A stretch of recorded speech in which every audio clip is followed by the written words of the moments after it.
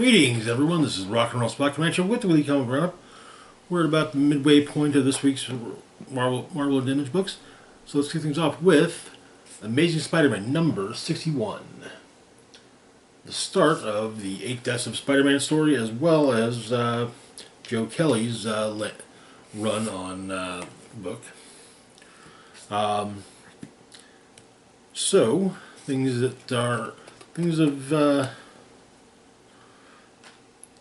of note.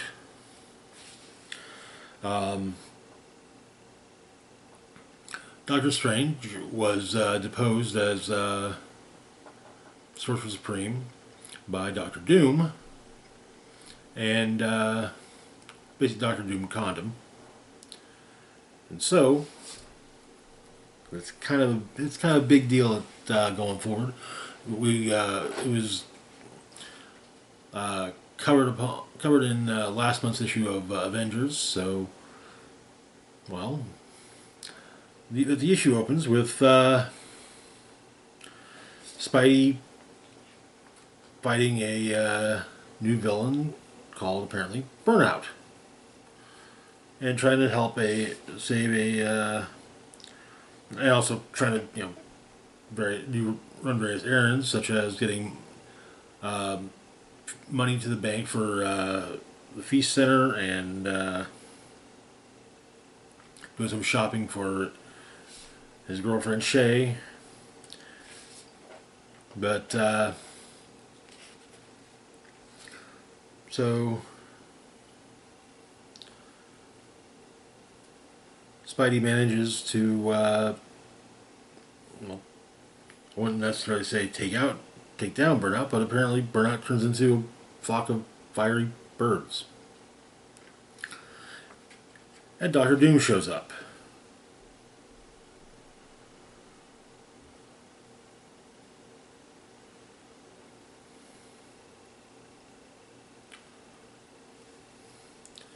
Doctor Doom has a task for Spider-Man.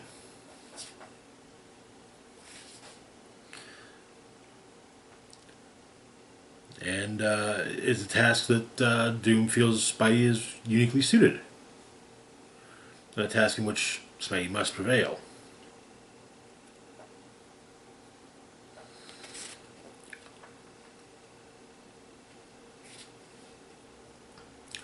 But basically Spidey tells him to shove it, and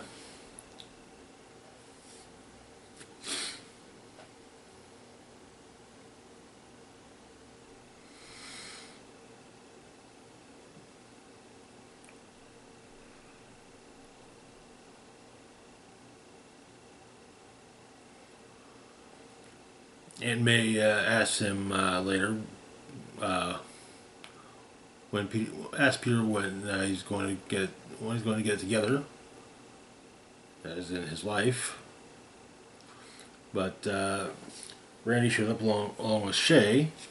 Apparently, Peter was supposed to have lunch with Shay, but well, yeah, fiery villain problems.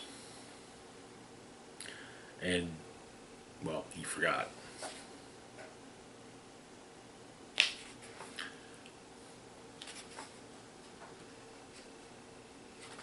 But,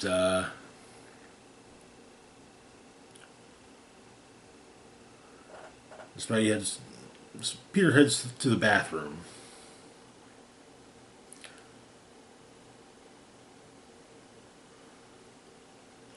Which MA explains is Peter Parker for running away from an uncomfortable situation. Apparently, Randy states that one time Peter forgot the rent check and went into the bathroom for 2 weeks. Shay thought he had an actual gastrointestinal problem. Then he realized he's just full of crap. Apparently, with that statement, May says that she likes Shay. But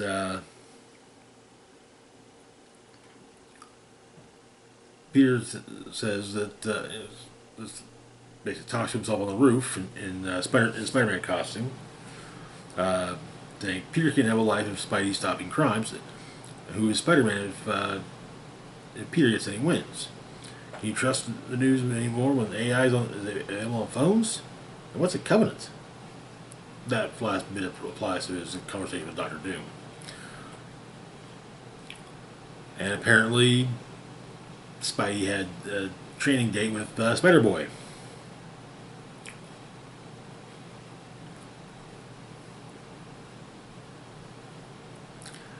His thoughts on Peter's existential crisis is ice cream pretty much makes everything better, except diabetes. But there's an explosion.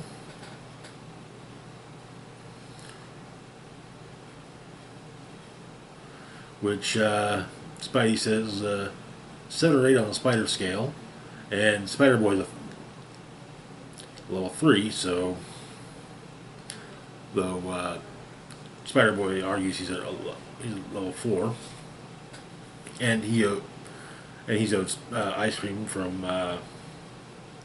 Spidey for the previous week. But the explosion was caused by Sintros, one of the scions of Satorak.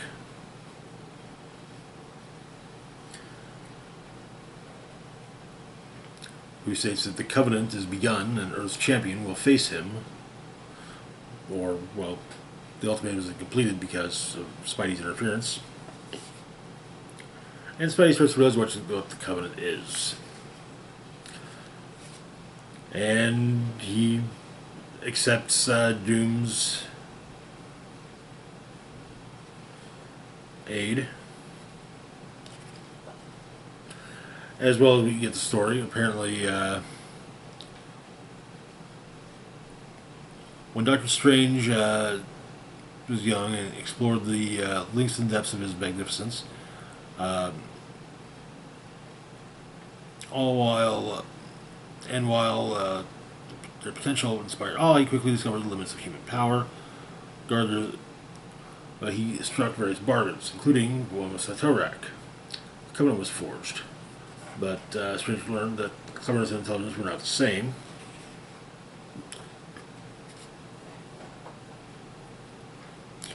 Strange armed himself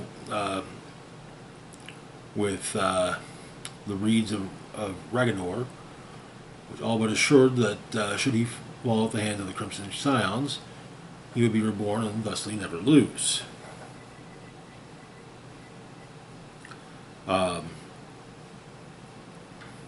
But the fact is that Strange would have to fight the scions of the children of Satorak.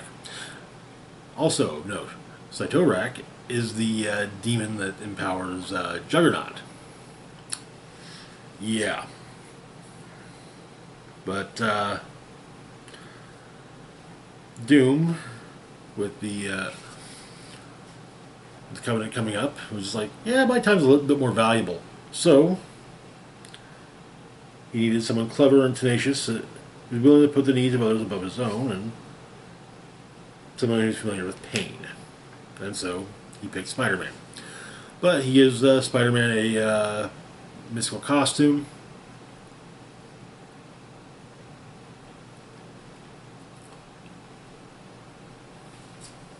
But apparently Sintros is imbued with the undeniable and inevitable attraction. He's the will that shapes the dance of the planets, stars, and galaxies. But apparently Sintros has a black heart hole in his mouth, and Spidey uses that, and gets turned into he triumphs, but he's spaghettified, which kind of trivializes what may be one of the most rare and excruciating deaths in the universe. While he is stretched and compressed as it is pulled into the gravity well of a black hole,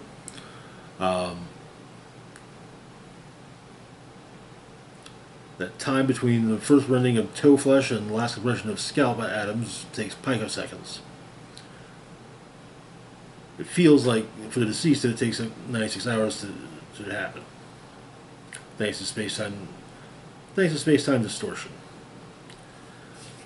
This is all recorded by the embodiment of death, Phil Coulson, who's quite heartbroken to process the death of Spider-Man. However,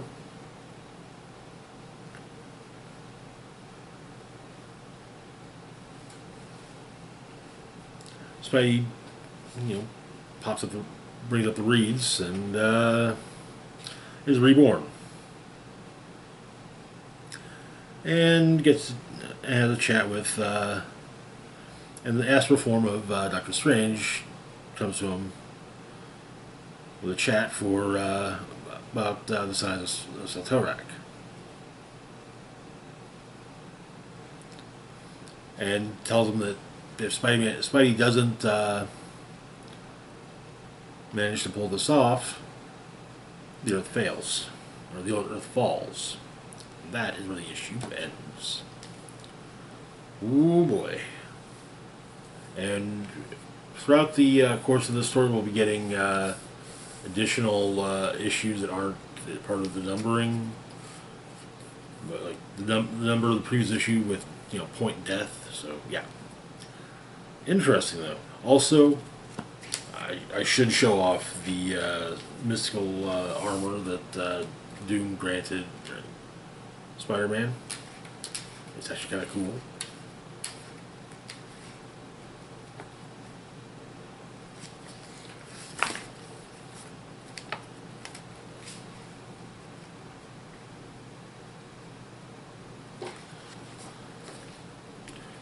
But anyways, on to our last book for this moment. Spectacular Spider-Men, number 9. Part 2 of the Gone Girl story. Where we left off, Spider-Man and Spider-Man were in group therapy with the other victims of the Arcadium, but as Peter Parker and Miles Morales. And one of the members of their therapy group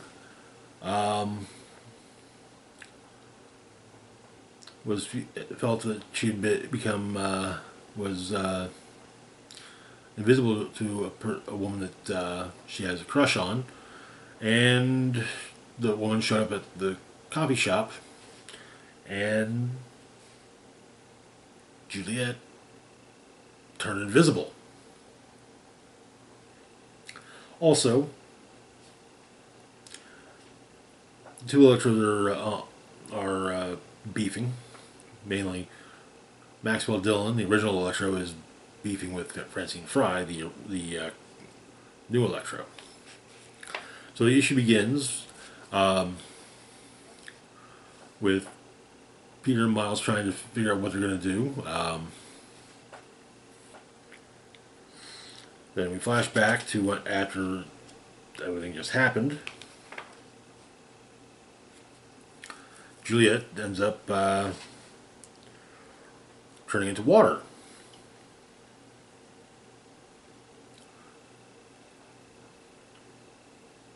Everyone starts to think about what it could be. Maybe she's an Inhuman. Maybe she acquired the power cosmic. Could be a clone, but that wouldn't explain the transformations. She then turns into water, then dirt, or she turns into fire, which triggers the fire sprinklers.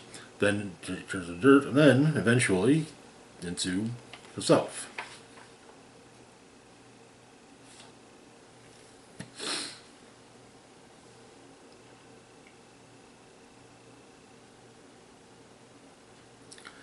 And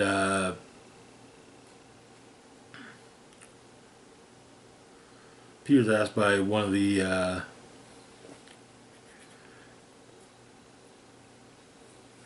members of the therapy group if he still has if he still has a contact Spider-Man, and thus Miles and Peter show up as Spider-Man and Spider-Man.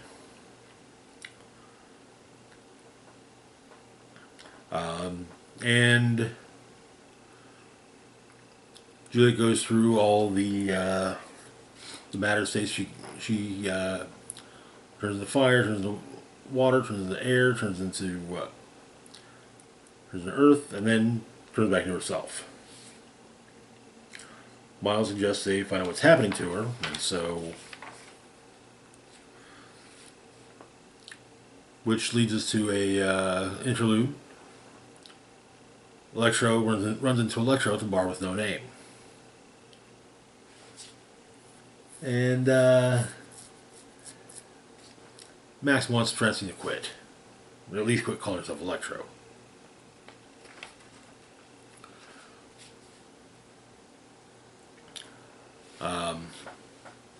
But back with Juliet and the Spider-Men,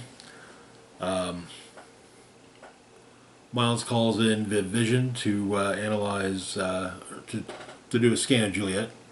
She's not an android, synthezoid, or robot.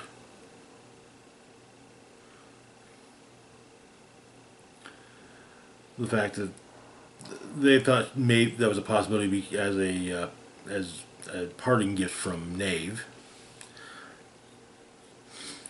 Next, Viv suggests that maybe Juliet's a mutant, and so Sophie Cuckoo, Miss Marvel, and Prodigy show up. They, I guess, have a pocket-sized cerebro device. She's not a mutant. And Sophie states that she's not a mutant, but she's going to need training. And then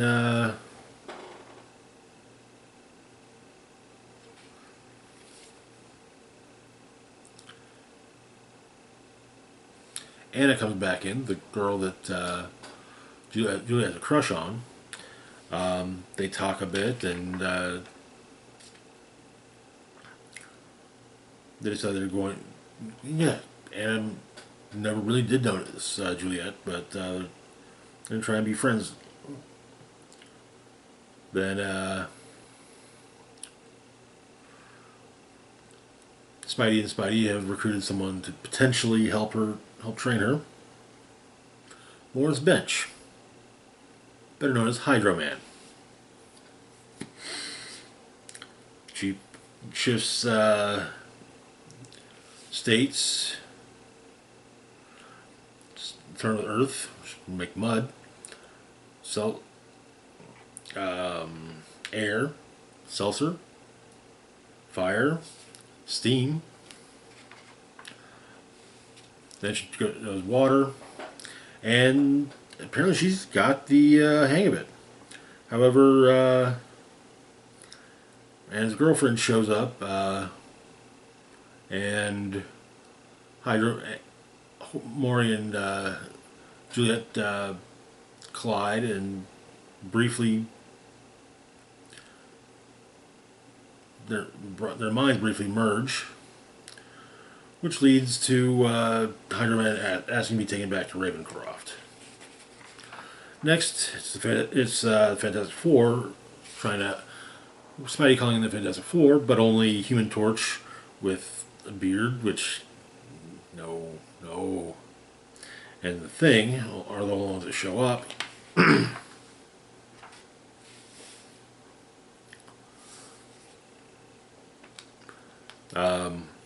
The two Electros are about to throw down the bar with no name, but hey, there are rules.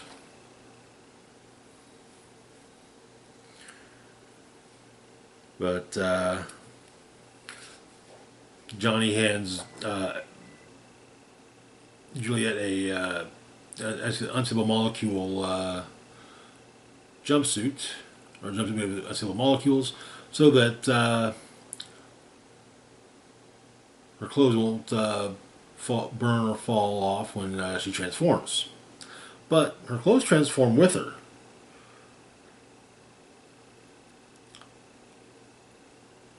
Which leads the Thing to think that maybe it's, and Human Torch to think that perhaps it's magic. And so,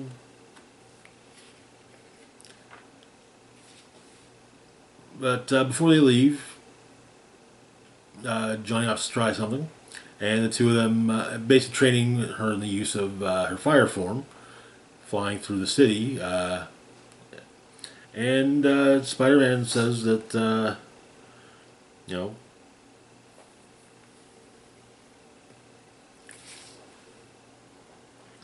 what she'll end up calling herself. And that is where the issue ends. Good issue. It'll be interesting to see what the cause of Juliet's powers is, more so than what she'll end up calling herself as a hero if she decides to be one. But next issue looks like we're going to get more of the Electro fight, and the Electro fight's largely looking like it's going to be the two of them trying to go after the Spider-Man. But anyways, that's going to do it for now. As always, feel free to like, share, and subscribe. Links to my Facebook, Twitter, Blue Sky, Instagram, Mastodon, Patreon, PayPal can be found in the description box down below. This is Rock and Roll. Big shout out to Patreon patron Red Man's Penis. Thank you so much for your support. It is greatly appreciated. This is Rock and Roll Spock signing off saying, live long and rock hard.